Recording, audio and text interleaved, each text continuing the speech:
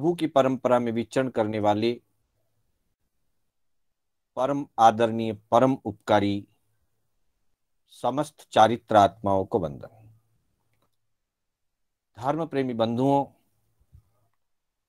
सुशील माताओं, बहनों, श्री कर्नाटक जैन स्वाध्याय संघ बेंगलोर के तत्वावधान में आयोजित जैन आगम कथा सार की आज 39वीं कक्षा है।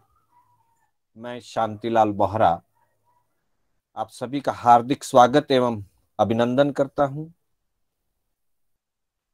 बंधुओं, हमारी कक्षा धर्म कथानुयोग के आधार पर चल रही है। अलग अलग महापुरुषों के जीवन चरित्र को समझते हुए अनेक तात्विक और सैद्धांतिक विषयों को जान करके अपने आत्म कल्याण में आगे बढ़ सकें, इसी उद्देश्य से इन कक्षाओं का संचालन हो रहा है। आज हम जिस विषय की चर्चा करने जा रहे हैं वो 23वें तीर्थंकर प्रभु पार्श्वनाथ के जीवन की एक अगली कड़ी अर्थात उनके गणधरों की हम चर्चा करने जा रहे हैं। बंधुओं, जितने भी तीर्थंकर होते हैं उन तीर्थंकरों के अलग अलग संख्याओं में गणधर हुआ करते हैं। प्रभु महावीर के 11 गणधर बताए गए हैं। सबसे अधिक गणधरों की संख्या चौथे तीर्थंकर अभिनंदन स्वामी जी के रहे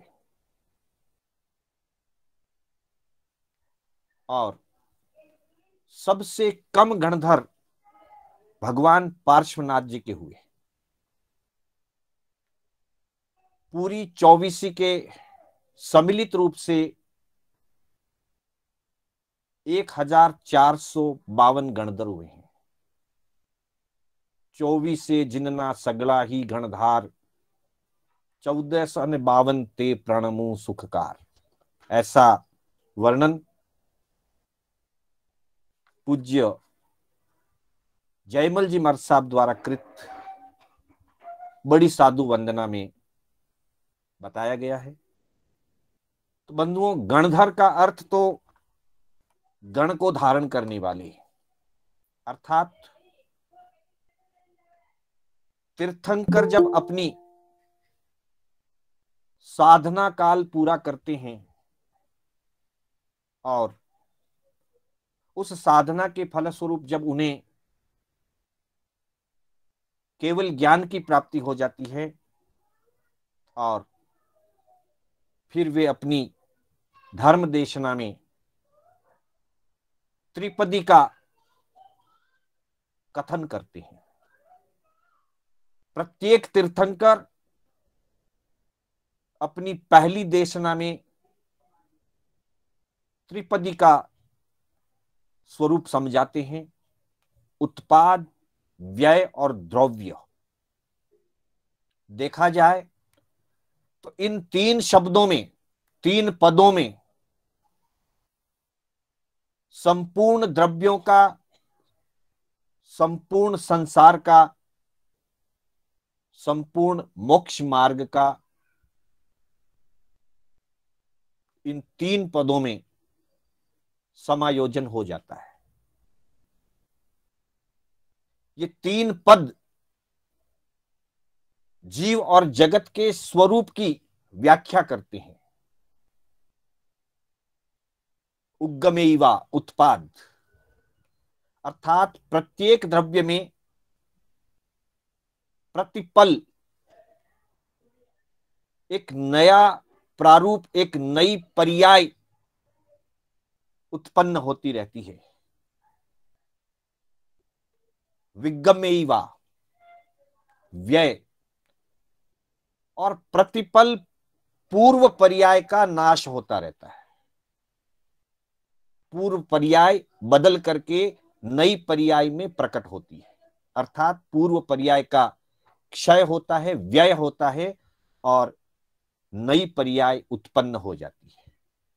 ये प्रति समय प्रत्येक द्रव्य में, चाहे वो जीव हो, अजीव हो, जड़ चेतन, सब में होता है।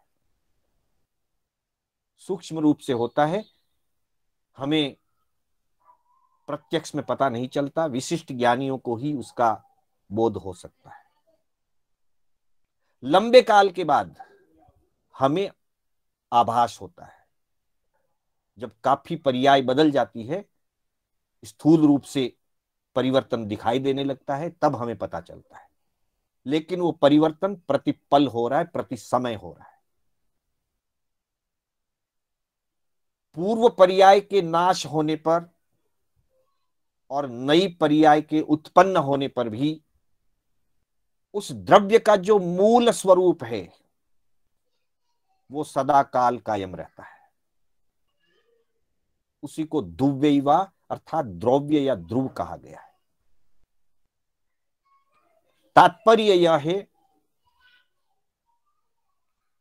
प्रकृति के नियमानुसार, जैन दर्शन के कथनानुसार, संसार का कोई भी पदार्थ, चाहे वो जीव है और चाहे जड़ है, संसार का कोई पदार्थ पूर्ण रूप से कभी भी नष्ट नहीं होता है।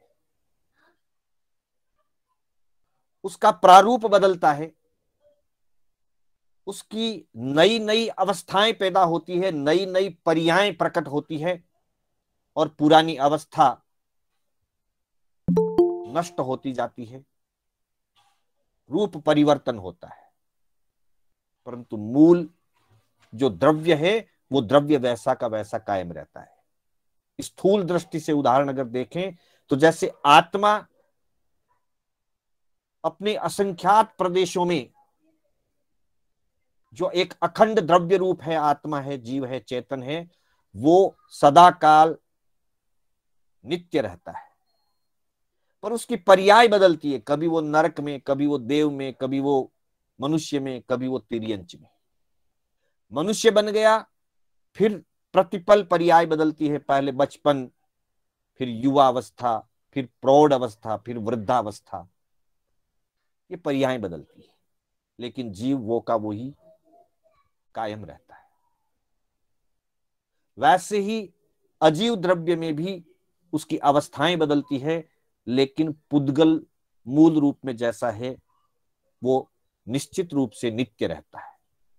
तो ये तीन पद तीर्थंकर अपनी धर्म देशना में फरमाते हैं और उसका तात्पर्य ये होता है, उससे सुनने वाला साधक उसको समझ करके राग द्वेष से मुक्त होने की साधना कर सकता है। हम संसार में जितना भी राग द्वेष करते हैं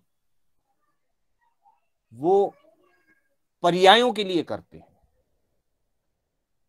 मूल द्रव्य के लिए हमें कोई राग द्वेष नहीं होता। पर्याय बदल जाती है, हम दुखी हो जाते हैं। आत्मा वही है, लेकिन पर्याय बदल गई। मनुष्य पर्याय का आयु पूरा हो गया, हम व्यवहार में मान लेते मृत्यु हो गई, हम दुखी हो जाते हैं।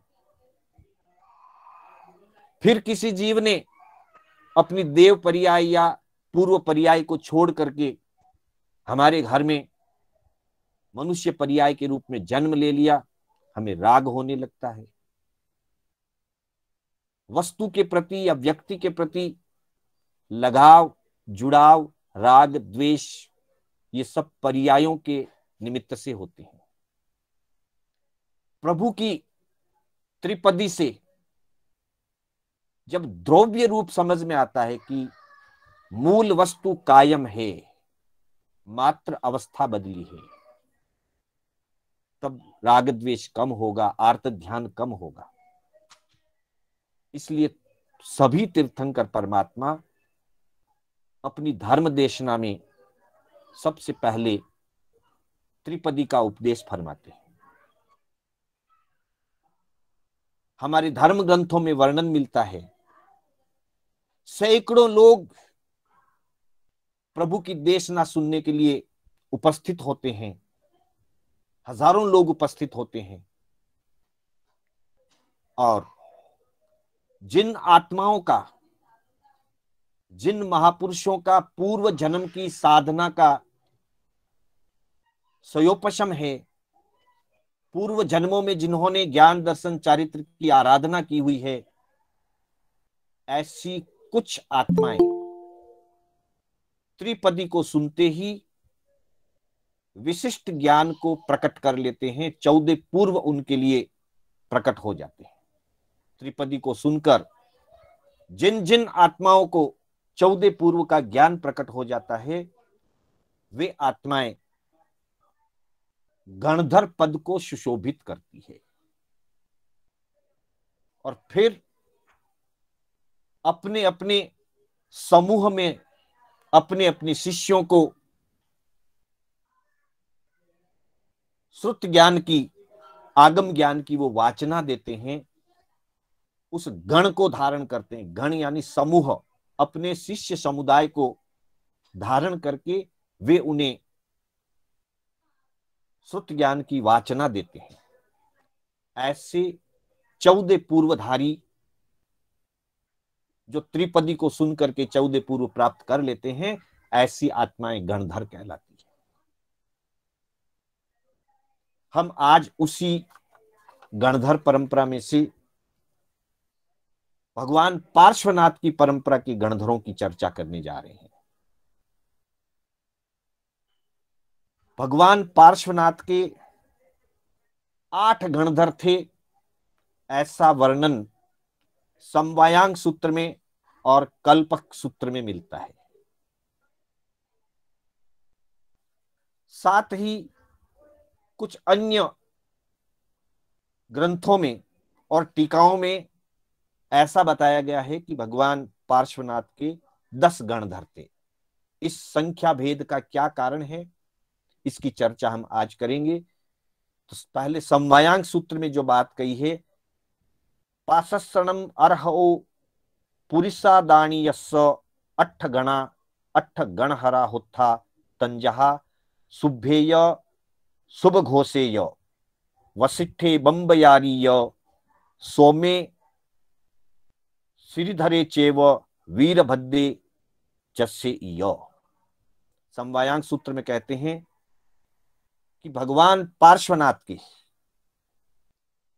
पार्श्वनाथ को पुरुषादानीय कहा गया है। ये उनका विशेष विशेषण है जो आगमों के अंदर उनके नाम के साथ लिखा जाता है, पुरुषादानीय, अर्थात पुरुषों में आदरणीय। सभी तीर्थंकर होते हैं, सभी तीर्थंकर पुरुषोत्तम होते हैं, पुरुषों में श्रेष्ठ होते हैं, पर विशेष रूप से एक विशेषण के रूप में आगमों में भगवान पार्श्वनाथ के लिए यह शब्द दिया गया है कि पुरुषादानीय। पार्श्व तीर्थंकर के 8 गण थे और 8 ही गणधर थे, जिनका नाम दिया शुभ और शुभदत्त, शुभ घोष, वशिष्ठ, ब्रह्मचारी, सोम, श्रीधर, वीरभद्र और यशोभद्र। ऐसा कल्पसूत्र और समवायांग सूत्र में वर्णन है। साथ ही कुछ अन्य ग्रंथ जैसे पार्श्वनाथचर्यम अर्थात पार्श्वनाथ भगवान के चरित्र का वर्णन, जिसमें है आवश्यक नियुक्ति, तिलोय पन्नति और कल्पसूत्र की टीका, ऐसे कई ग्रंथों के अंदर यह बताया गया कि भगवान के 10 गणधर थे, जिसमें कहा है आर्यदत्त आर्य घोषो वशिष्ठो ब्रह्म नामकः सोमश्च श्रीधरो वारिशेनो भद्रयशो जयः विजयश्चेति नामानो दशैते पुरुषोत्तमाः। पासनाचर्य में यह वर्णन है कि आर्यदत्त, आर्यघोष, वशिष्ठ, फिर ब्रह्म, उसके बाद में सोम, श्रीधर, वारिशेन, फिर भद्रयश, जय और विजय, इस प्रकार ये 10 गणधर थे, ऐसा वर्णन अन्य ग्रंथों में किया गया है।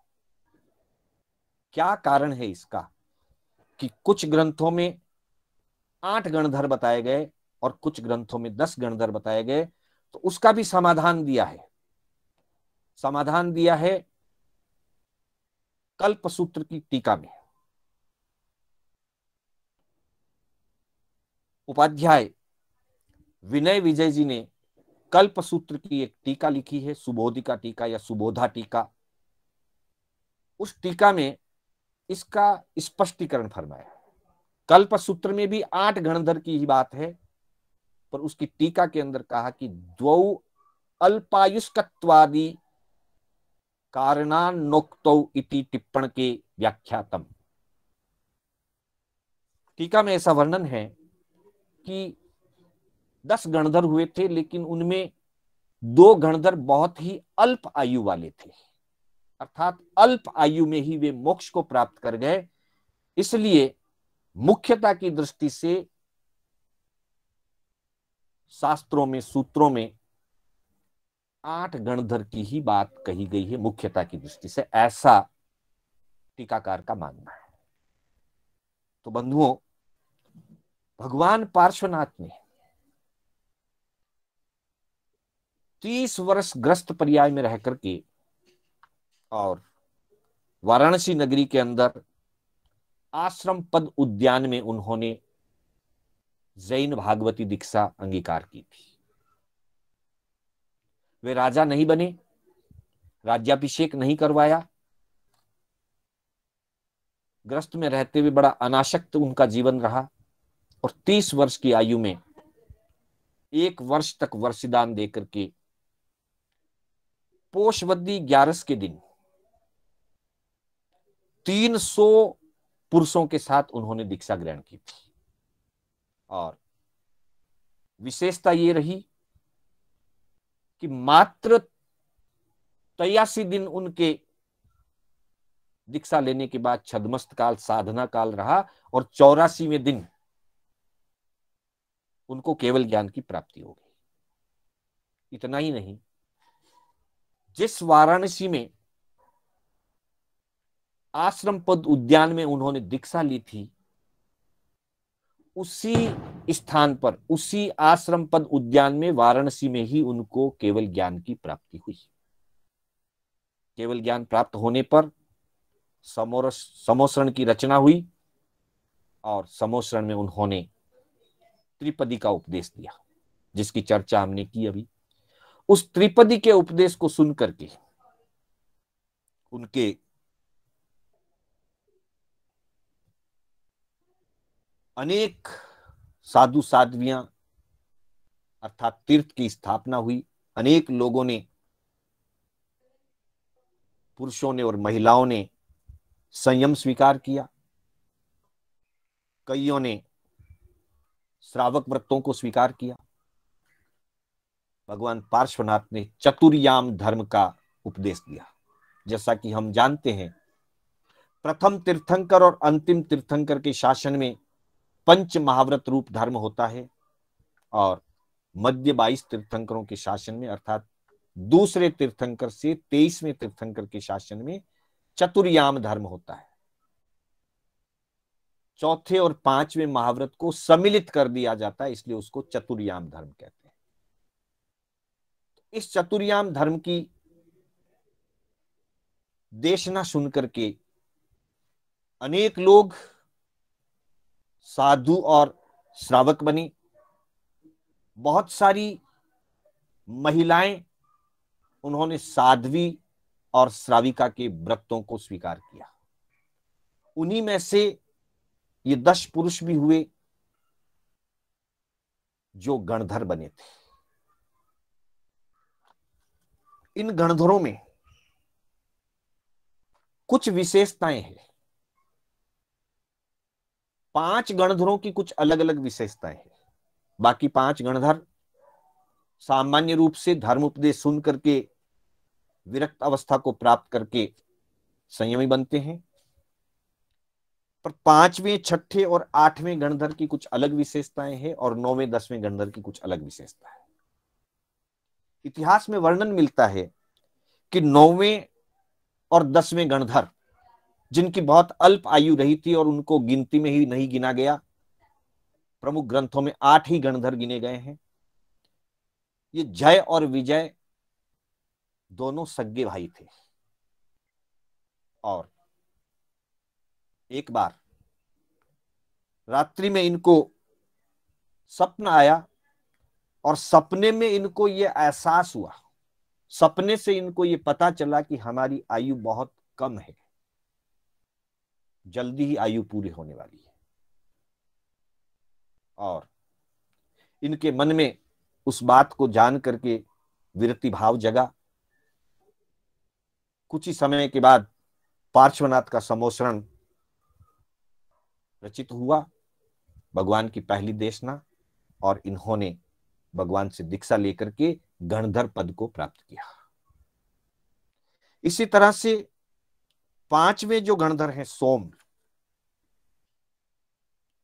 5वें गणधर के भरा पूरा परिवार था। जब वो ग्रस्त अवस्था में थे, भरा पूरा परिवार था।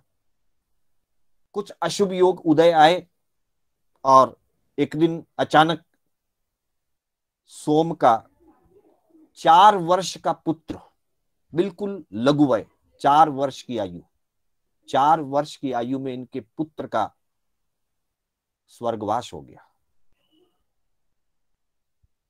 वहीं से इनके मन में थोड़ी सी विरक्ति और संसार की असारता का बोध हुआ। कुछ काल के बाद इनकी पत्नी भी बीमार हो गई और काफी समय तक बीमार रह करके इनकी पत्नी का भी देहांत हो गया। इससे उनको संसार के असारता का गहरा अनुभव हो गया और वे कालांतर में प्रभु पार्श्वनाथ की देशना सुन करके गणधर बने।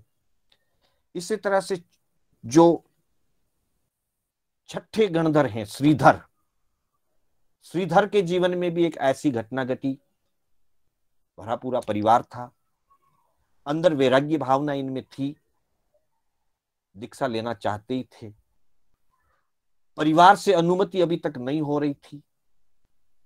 इतने में एक दिन इनके छोटे भाई का देहांत हो गया। छोटे भाई थे तो लघु वय में थे, मध्यम वय में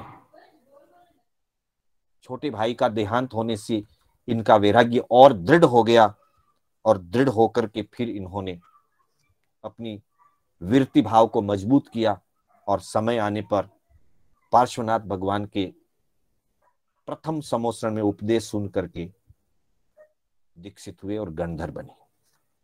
इसी तरह से जो 6ठे भद्रयश नाम के जो 8वें गणधर भद्रयश, भद्रयश के जीवन में एक ऐसी घटना घटी। एक बार वे कहीं जा रहे थे और उन्होंने एक जगह एक पुरुष को बहुत ही तड़पते हुए देखा, बहुत पीड़ित अवस्था में देखा।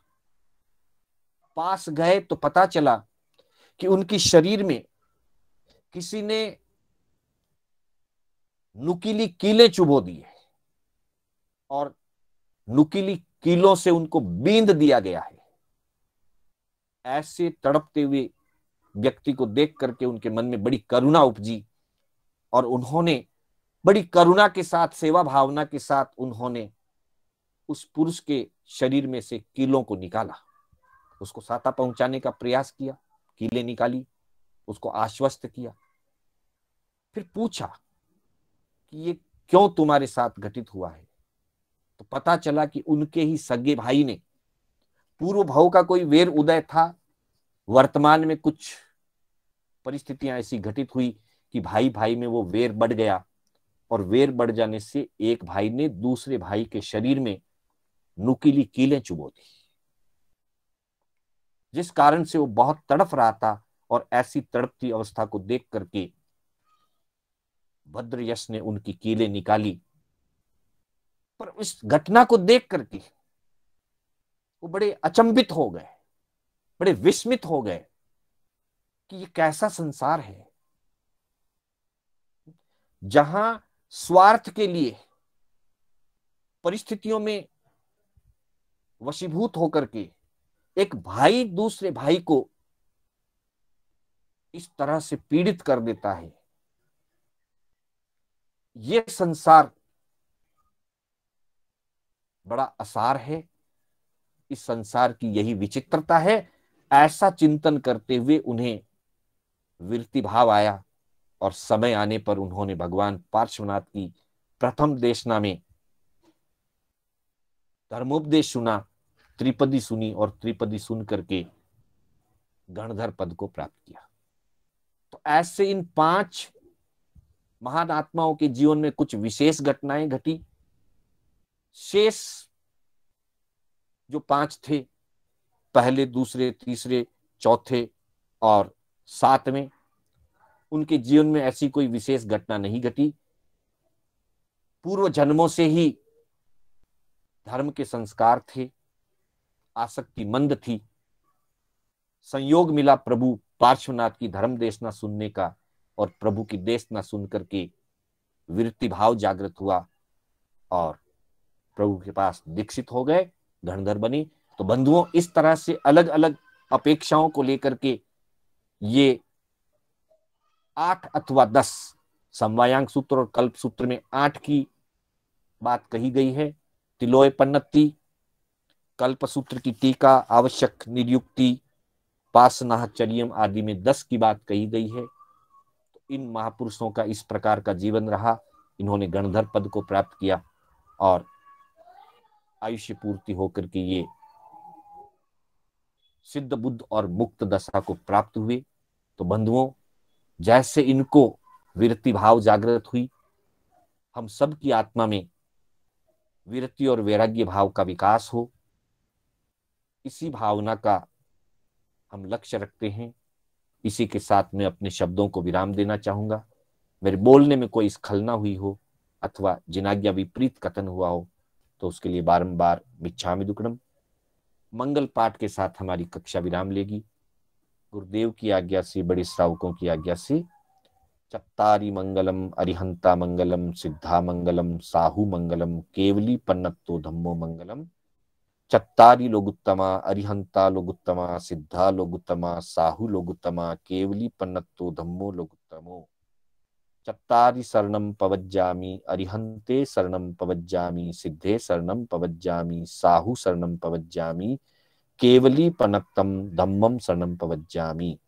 अरिहंतों का शरणा, सिद्धों का शरणा, साधु जी का शरणा, केवली परुपित दया धर्म का शरणा। 4 शरणा दुर्गति हरना और न शरणा कोई, जो भव्य प्राणी आदरितो अक्षय अमर पद होय। श्रवण भगवान महावीर स्वामी की जय, समस्त चारित्र आत्माओं की जय। सभी से हार्दिक आभार, हार्दिक अभिनंदन, सादर जय जिनेंद्र। जय जिनेंद्र मास्टर जी। जय जिनेंद्र सर। जय जिनेंद्र मास्टर जी। जय जिनेंद्र, जय जिनेंद्र सर। जय जिनेंद्र। सादर जय जिनेंद्र। जय जिनेंद्र। सादर जय जिनेंद्र। सादर जय जिनेंद्र। मास्टर जी, क्या स्त्रियां गणधर नहीं हो सकती है? नहीं, स्त्रियां गणधर नहीं हो सकती, क्योंकि गणधर तो 14 पूर्वधर होते ही हैं, और अच्छा, स्त्री को तो 14 पूर्व का ज्ञान भी निषेध है। तो 11 अंगों तक का ही ज्ञान कर पाते हैं। अच्छा, महिला गणधर नहीं होती। अच्छा। और 7वीं नार की कोई 33 सागरोपम की आयुष होती है क्या जी? 7वीं नार की कोई 33 सागरोपम की आयुष होती है क्या? पहले, दूसरे, तीसरे। जगन्य 22, उत्कृष्ट 33 सागरोपम होती है 7वीं नागरी में। पहले दूसरे तीसरे को अलग अलग है। पहली नरक में 1 सागरोपम, फिर 3, 7, अच्छा 10, अच्छा, 17, 22 और 33। उनको भी 33 होती है क्या पहले दूसरे तीसरे को? नहीं नहीं नहीं, पहली में 1 सागरोपम, अच्छा अच्छा। जगन्य 10,000 वर्ष, उत्कृष्ट 1 सागरोपम। हाँ फिर दूसरी में जगन्य अच्छा, ठीक है, 1, उसी उत्कृष्ट क्रम से। 3, हाँ 3 सागरोपम। फिर उसके हाँ, आगे 10, फिर 17, फिर 22, फिर 33, ऐसे होती है। ठीक है। जी।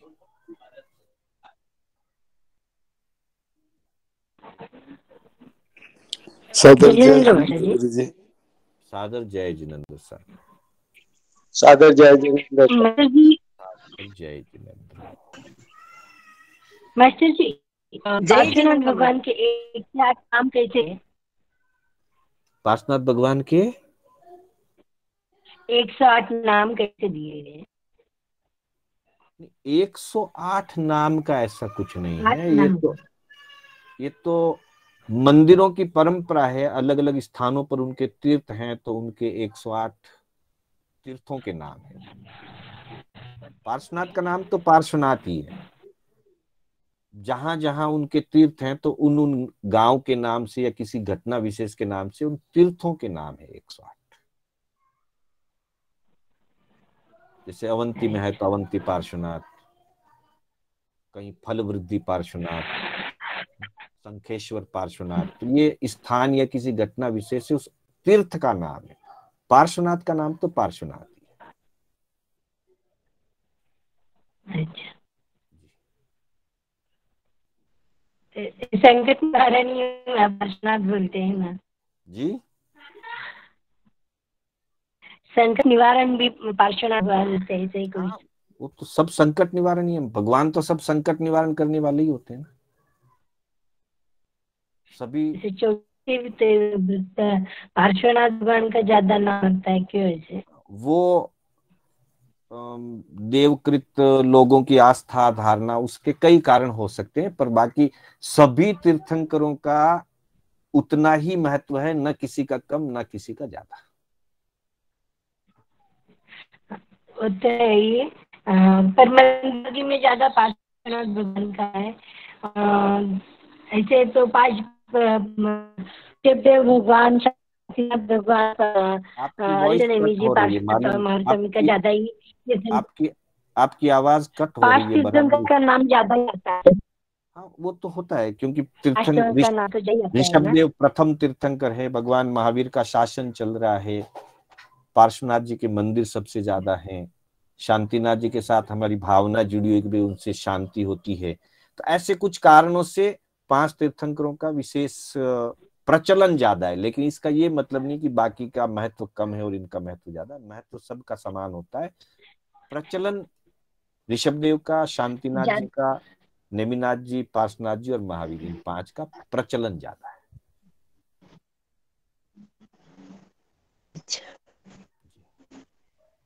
बिल्कुल सादा है जिनेन्द्र मास्टर। सादर जय जिनेन्द्र। जय जिनेन्द्र मास्टर जी। जय जिनेन्द्र।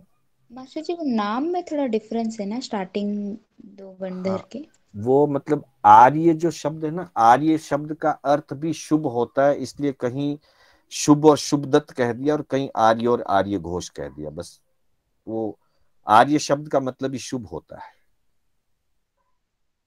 इसलिए शुभ और शुभ घोष कहें चाहे आर्य दत्त और आर्य घोष कहें, एक ही बात है। ठीक है मास्टर जी। और मास्टर जी, वो 1400 में और 52 जो उस वो कैलकुलेशन में भी 8 है या फिर 10? वो एक बार चेक करना पड़ेगा, मुझे प्रॉपरली याद नहीं है। ठीक है 8 मास्टर है या जी। 10 है। बस 1 या धन्यवाद 2 मास्टर। तीर्थंकरों के ही संख्याओं में कहीं डिफरेंट है अलग अलग ग्रंथों में। एक तो पार्श्वनाथ जी का 8 और 10 का फर्क है, और एक शांतिनाथ भगवान के भी संख्या में मान्यता में फर्क है। कहीं 90 गणधर की बात है और कहीं 36 गणधर की बात है शांतिनाथ भगवान की। अच्छा, ठीक है मास्टर जी। वो शांतिनाथ भगवान का तो जयमल जी महाराज का शांति स्तुति भी है ना उसमें? उसमें तो 90 लिखा है कि नेव गणधर नो पाप हरो श्री शांति जिनेश्वर शांति करो। पर कुछ अन्य ग्रंथों के अंदर जो है उनके गणधरों की संख्या 36 भी बताई गई। 36। आगम में ये नहीं होगा, इसीलिए डिफरेंसेस होगा। नहीं, अब जैसे कल समवायांग तो आगम है, और भगवान हाँ। पार्श्वनाथ के जैसे 8 गणधर दिए आगम में, पर साथ में ये लिख दिया दूसरे कल्प सूत्र आदि में कि अपेक्षा से ये संख्या 10 भी है करके। तो वैसे ही शांतिनाथ भगवान के भी संख्या में फर्क दिया है।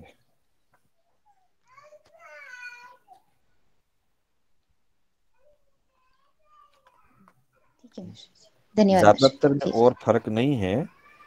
शांतिनाथ जी भगवान के आवश्यक निरुक्ति में और हरिवंश पुराण में 36 दिए हैं, और ऐसे ही सिर्फ समवायांग में 90 दिए, बाकी सब भी में 36 बताए। समवायांग सूत्र में 90 हैं और बाकी सब भी ग्रंथों के अंदर 36 की संख्या बताई है। और भी कहीं कहीं थोड़ा थोड़ा श्वेतांबर दिगंबर में भी संख्याओं में फर्क है।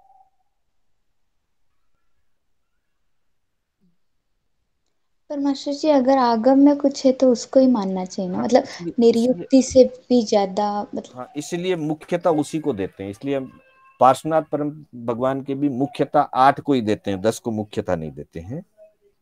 लेकिन चूंकि कहीं ग्रंथों में ऐसा वर्णन है तो जानकारी के लिए हमको वो भी जानकारी लेनी चाहिए कि क्या फर्क है। पर मुख्यता हम उसी को देते हैं जिसका वर्णन आगम में है। समवायांग सूत्र में 90 गणधर की बात है, और बाकी के ग्रंथों में 36 गणधर थे। ठीक है मास्टर जी। जी जी।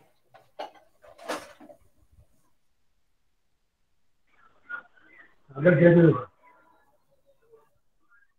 आज तक सादर दे दो।